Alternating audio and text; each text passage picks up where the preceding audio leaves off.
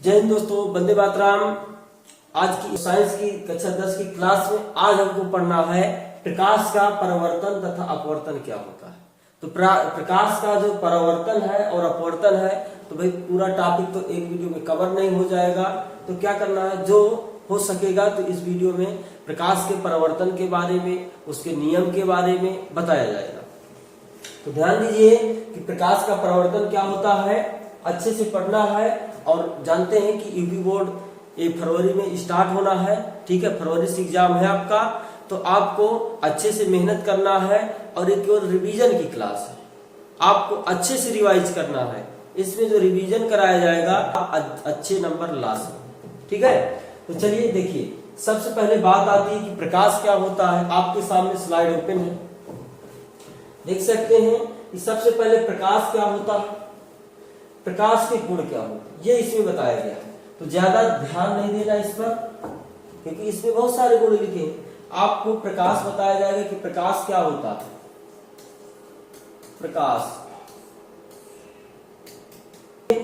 प्रकाश वह स्रोत है या प्रकाश वह माध्यम है जिसकी वजह से हम वस्तुओं को आसानी से देख पाते हैं। यदि प्रकाश ना होता तो हम शायद वस्तुओं को नहीं देख सकते थे। भाई प्रकाश यदि नहीं होता तो हम क्या देख पाते हैं। भाई हमारे आंखों में तो लाइट नहीं लगी है, बताइए, हमारे आंखों में तो लेंस लगा है ना। जिससे रात में अंधेरा हो जाता है, यदि आप जिस घर में या कमरे में, जिस कमरे में लाइट ना लगी और अंधेरिया वाली रात हो, तो वहां जाइए तो आपको कुछ दिखेगा नहीं, दिखेगा, क्योंकि वहां पे प्रकाश नहीं है।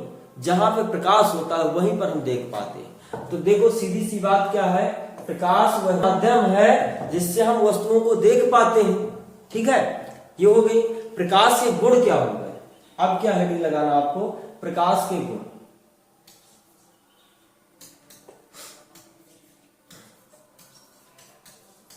प्रकाश के गुण। अब प्रकाश के गुण क्या होते हैं, इनको भी पढ़ना है। तो पहला नंबर, ज्यादा नहीं, 2-3 गुण पढ़ेंगे। प्रकाश के गुण होते तो बहुत सारे, पर हमें क्या करना है, हमें एग्जाम से मतलब है ना, एग्जाम में 2 ही पूछता है तो 2-3 बता देना है। प्रकाश के गुण। प्रकाश, जो प्रकाश होता है, तो देखो शॉर्टकट की बात करें तो भाई ये सीधी रेखा में चलता है। प्रकाश क्या होता है, सीधी रेखा में गमन करता है, सीधी रेखा में गमन करता है या चलता है, ठीक है। पहला गुण हो गया। दूसरा गुण क्या हो गया, प्रकाश, या ऐसा लिख सकते हैं, इसे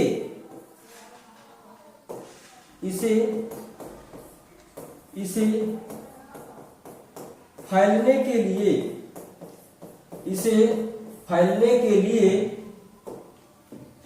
लिए माध्यम की आवश्यकता नहीं होती, माध्यम की आवश्यकता नहीं होती। इसे फैलने के लिए माध्यम की आवश्यकता नहीं होती, ठीक है। तीसरा नंबर भी लिख लेंगे। प्रकाश की चाल जो होती है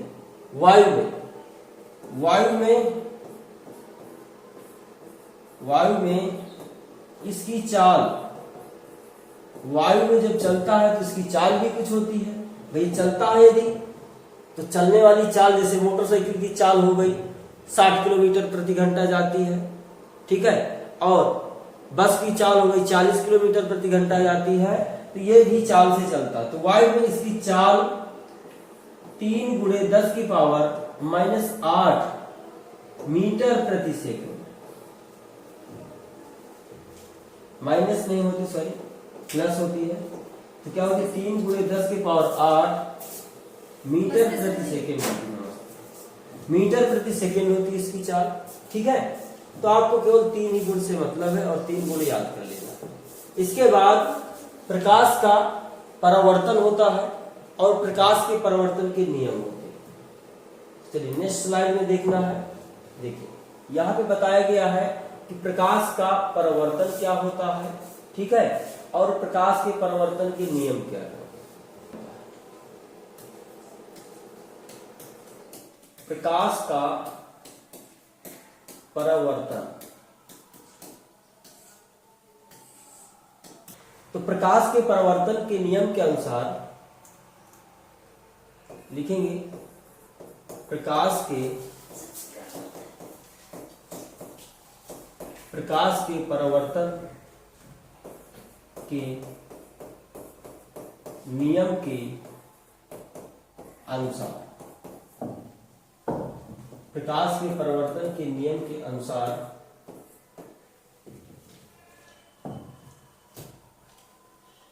जब प्रकाश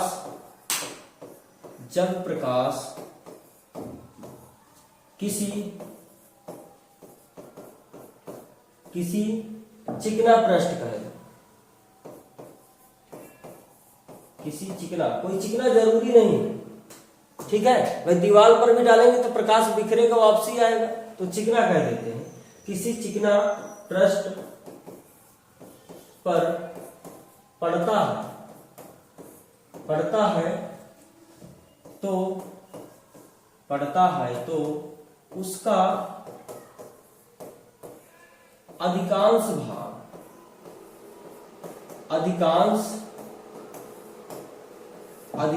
भाग वापस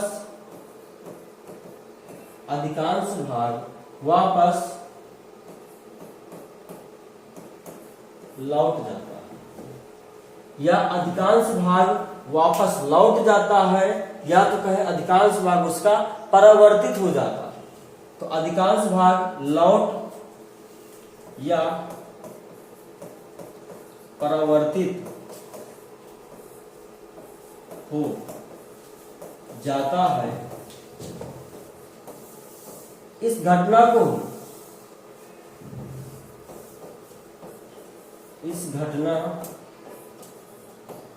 को ही प्रकाश का परावर्तन कहते हैं। प्रकाश का परावर्तन कहते हैं इस घटना। जैसे ये मान लीजिए कोई चिकना तल है या कोई पृष्ठ है, तो इसको क्या कहेंगे, ये तल है, ठीक है। तो इस पर हम प्रकाश क्या कर रहे हैं, इस पर हम प्रकाश हमने आपतित किया। ये क्या किया, प्रकाश इसमें भेजा, आपतित किया, इसे क्या बोलेंगे, आप बोल सकते हैं आपतित प्रकाश या आपतित किरण, आपतित किरण बोल सकते हैं। तो हमने क्या किया, प्रकाश को आपतित किया।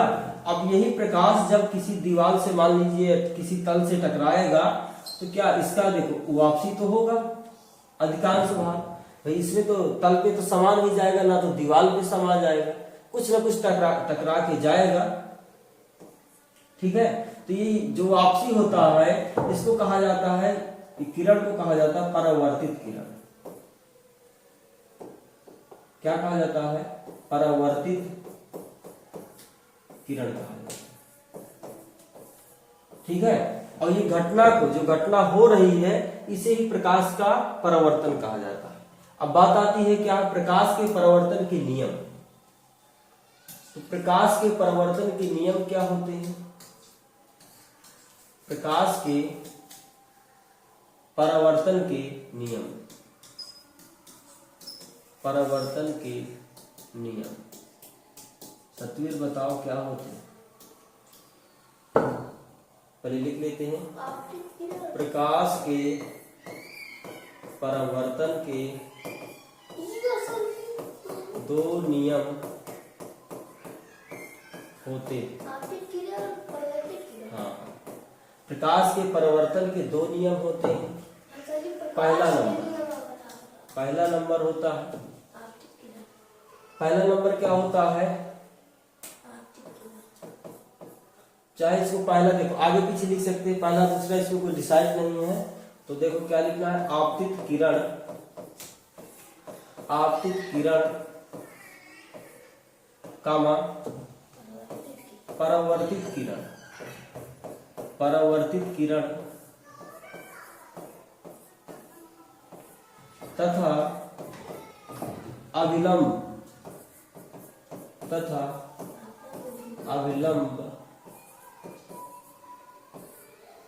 तीनों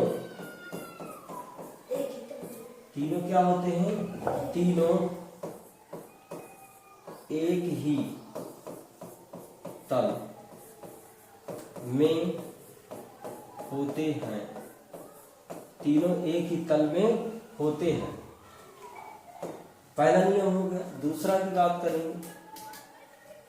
दूसरा क्या होता है?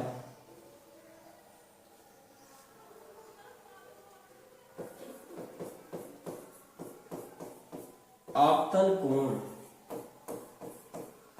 तथा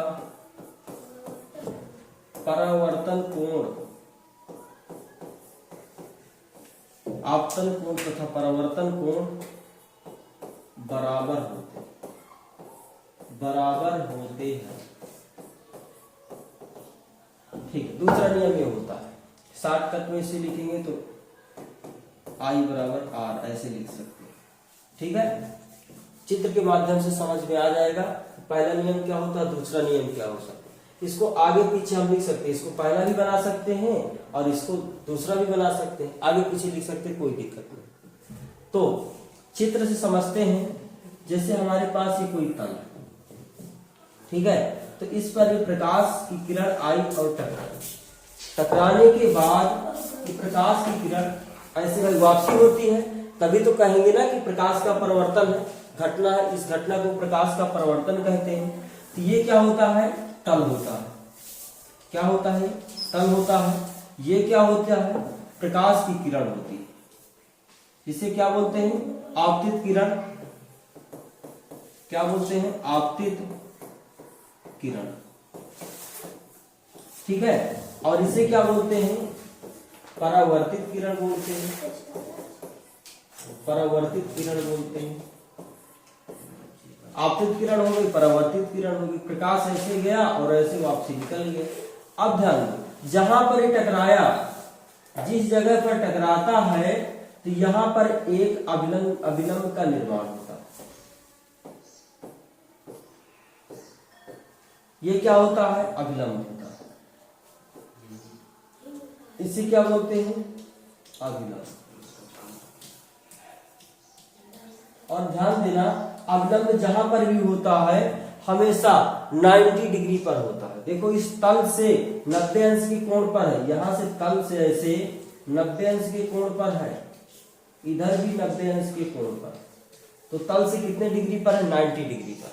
ठीक है, तो अब यहां पर इस आपतित किरण और अभिलंब के मध्य एक कोण बनता है, जिसे हम बोलते हैं क्या? आपतन कोण। आई से प्रदर्शित करते हैं।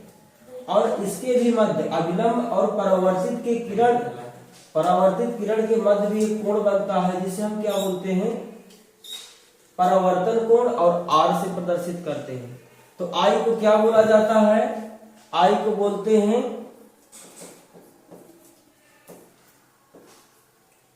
आपतन कोण। क्या बोलते हैं? आई को आपतन कोण, जबकि आर को क्या बोलते हैं? परावर्तन कोण। और यही जो दूसरा नियम है, देखो, पहला नियम क्या हुआ?